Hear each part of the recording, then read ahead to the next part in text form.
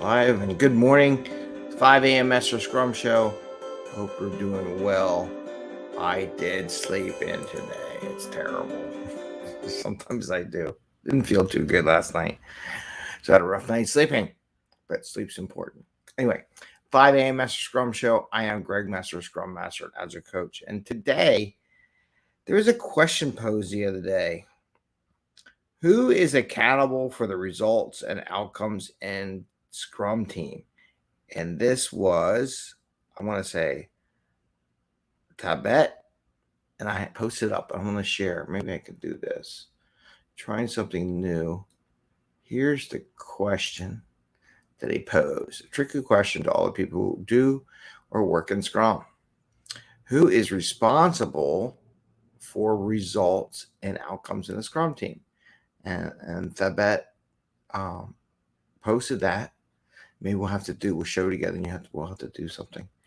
And then I got asked, and definitely want to get Ogini in here to do an interview with me. So we're going to do that because you got to teach me how to say your first name, and definitely in the last name for sure, but definitely the first name. And she asked me, Greg Mester, what do you say about this hot topic, about your opinion? And I said the Scrum team, but does the organization, such as leaders, managers, set the teams for success? So my question was, of course, it's a Scrum team, but does everyone around them help set those teams for success? And we're going to get into that a little bit today.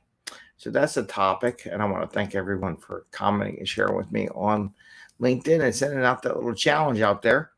And this is the 5 a.m. Mester Scrum Show. I am Greg Mester, Scrum Master and Agile Coach. And here we talk about Scrum and Agile in a tactical and practical way so we can bring value to the customer and not work crazy hours to do it and get home to family and friends and have a little fun. So one, I love the dialogue, and two, thought about it a little bit more too. I got a little more twist than what I said. So who's accountable for outcomes and deliveries? And the textbook answer is the Scrum team. However, in a practical and tactical way, let's talk about that a little bit. I put it up there. The whole organization is responsible for the delivery. Okay. I don't like the idea of pointing, it's a Scrum team's fault. In fact, I would say the manager who assembled the Scrum team to deliver the value is really ultimately responsible for the productivity of that Scrum team, because they're the ones that put it together. Now, I know they're probably like, well, HR picked the people. I didn't do the business. I didn't do layout and all this stuff. But you're responsible for hiring all that to deliver that. So you're really a big player in that.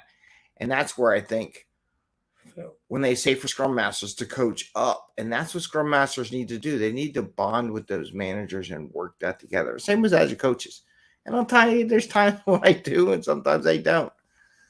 But I do try to work with managers to understand more about Agile and how it works. But let me not give it out. So many teams I work with, when we do retrospectives, quarterly things, all the companies I have, they always want to blame the organization for why they can't deliver. And I'm just going to give a little example how I disagree with that, right? I do think the teams can deliver everything and what they need to do. However, there are some limitations and some things that prevent them from being $1 million Agile team, right? Being that $1 million team that they put in the way that this doesn't work. I had teams way back and doing medical stuff and things like that. And the medical stuff, you got a lot of detailed legalese, and it's got to be exact.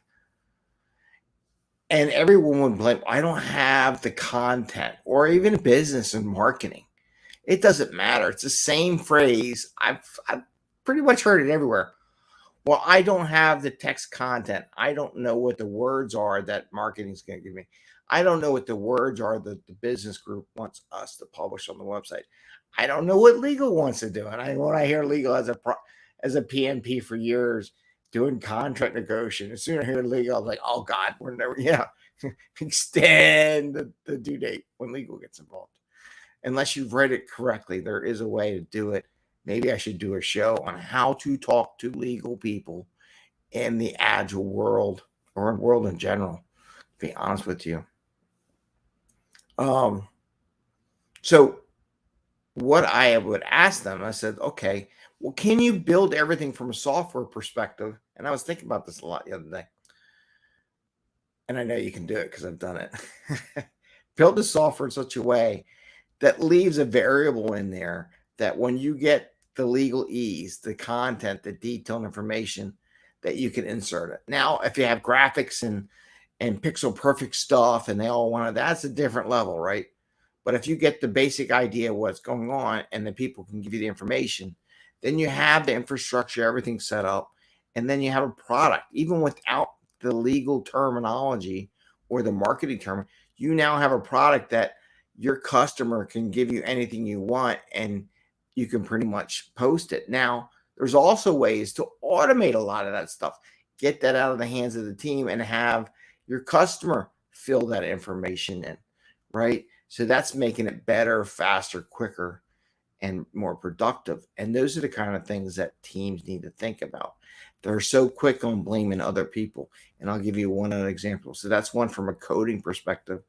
Another one's from dependencies. There is not a company in this whole place that I've ever been to in my 30 years that haven't blamed somebody else because they're dependent on. I'm like, well, when was the last time you talked to them? Did you agree? Did you have a handshake on when stuff? Well, no. Well, then how can you blame the other people? You didn't. You need to do that, right? I'm going to say you didn't do your job, but you need to do that as a team. Somebody on the team needs to go out there and confirm that you're going to get this delivery.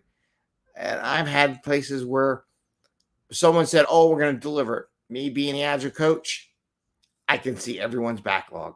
I was coaching both teams. And the one guy, well, yeah, so-and-so said they're doing it. I said, it ain't in their backlog. What do you mean? I said, no, go ask them. So you got to promise that they were going to do something, but it's not in their backlog. And we'll do an episode on that too, about the backlog and business story, user stories. I'll put that in my list to do on another day. Not tomorrow. Tomorrow's Friday. We're going to do some fun stuff tomorrow. What that's about. So I'll share that with you all. But if it's not there, you have to do these handshake deals. So it's not everyone else's fault but the team. Now, here's what I'm getting with the HR, the team, the organization. Let's talk about that a little. Is senior management given goals that they want the organization to go to, or is the senior manager handing those goals to how the organization should run to the teams? I don't believe in that philosophy. The goals, and you listen to Gary Vee, you listen to Hermosa, you listen to the people up there at the top. Their goal is to be the visionary. Where does the organization need to go? How do we make these leaps and bounds to get the high percentage profitability, right? The growth, right? You don't get growth by letting things go down at the bottom. So they need to do that. So that's the organizational managers, CEOs, CIOs, whatever you're in. The managers, their job is to eliminate administrative nightmares, right? They got to say, hey, I got 20 different systems coming in my teams. They're spending most of their time answering survey questions. And I don't want that. I want it in one system or very few. We got to eliminate some things. We got to consolidate. We got to consolidate frequencies. That's the job of the managers to say, no, we're not doing all this stuff, right? They have to protect the teams just as much as Scrum teams. Also, managers have to go meet with the people on the teams. Are they happy? Are they working? Their job is both from a higher level talk. It's tough to be a middle manager too, because you got to talk to the higher executives and to your team. And when I don't see managers talking to their team, find out what they need to do their job, that's where that problem comes from. And it's not about middle managers telling the people how to do their job, because you don't have enough time to do that. You don't have enough time to tell 20, 30, 50 people how to do their job and report all this stuff up top. No, you don't have time for that. And they make a mistake and think that's their job. I said, no, you're at the next level now. You can't tell people what to do. Don't even go there.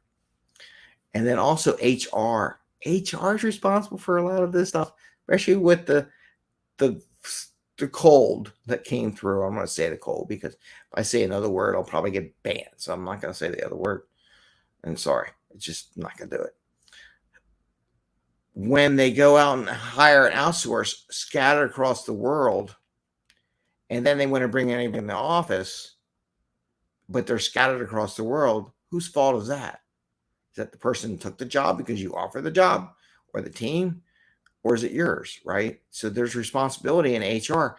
Are you hiring people at least in the same time zone? Or are you spreading it out and think, oh, we'll save $5, but are you going to get the productivity, right? So these are all the things that play into who's accountable for delivery. If you set up a team where every individual on the team is in different time zones, I would say that was an HR problem.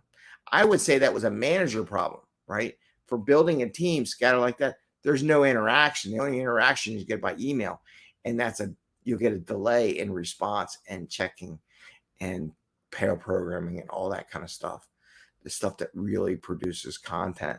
You're going to end up extending the delivery time, extending the time it takes to deliver work to the customer. So there is a little bit of everything. The Scrum team should be responsible. Scrum team shouldn't have the out, oh, it's everyone's fault but mine for doing it. No, you have to be creative in how you're going to do it, and you have to make an agreeable transfer point to where you say your stuff is done. So that's what I wanted to share about that. I know I went over a little bit over the top, but it was a very good, solid question, right? It was good. So again, I want to thank those who put out those questions because it really made me think about it. And I'm glad I responded. But you got to think about it. It's a whole, but it is the team. Don't let the team go off and say, oh, it's the organization's fault. Why I can't deliver. They didn't tell me. And this other team didn't tell me. What did you go talk to the other team? Right? Because most of the times I go and they didn't talk to them, or they didn't really set up a really solid, nor did they go look at the backlog of the other team and see how backed up they are. To be realistic, before they promised the customer they were going to do something, they didn't first go over, oh, we know we're going to need this other team's help in this matter. Before we promise the customer when we're going to deliver it, can someone go over to the other team and see what their backlog looks like? Are we going to be a fit to send? Is it a big push for them? Is it a big haul? Or are they open? What is it, right? So the problem is these product owners, like a product owner, needs to go over with Scrum Master and check with these other team. Hey, we want to do this. And before the product owner go tells the customer when they're going to deliver it, they got to coordinate all that stuff up a little bit. Not to have the solution, but they at least got to have everyone aware and understanding when you have those dependencies. So that's what I want to bring about. It's more complex than it looks like. It's a simple answer in the Scrum guide to say the team is responsible and accountable for everything. Yes, but there are other players in the organization that can hinder the ability of the Scrum team to deliver. So I want everyone to be aware, and they are also responsible. There's no pointing fingers just down at the team because they didn't deliver code. Well, did you set them up for success? That's my question. So with that, that's what we got today. I hope you have a great day. Tomorrow is going to be our fun day. And I don't want to play that one. I'm going to play our music here on the way out. I want to wish you all a happy Scrumming tomorrow. Fortune Cookie Friday. I did post up the podcast.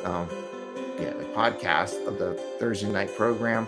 I'm going to put some graphs up there and everything. But I'm going to wish you all a great day and happy Scrumming. And with that, I say goodbye and see you tomorrow.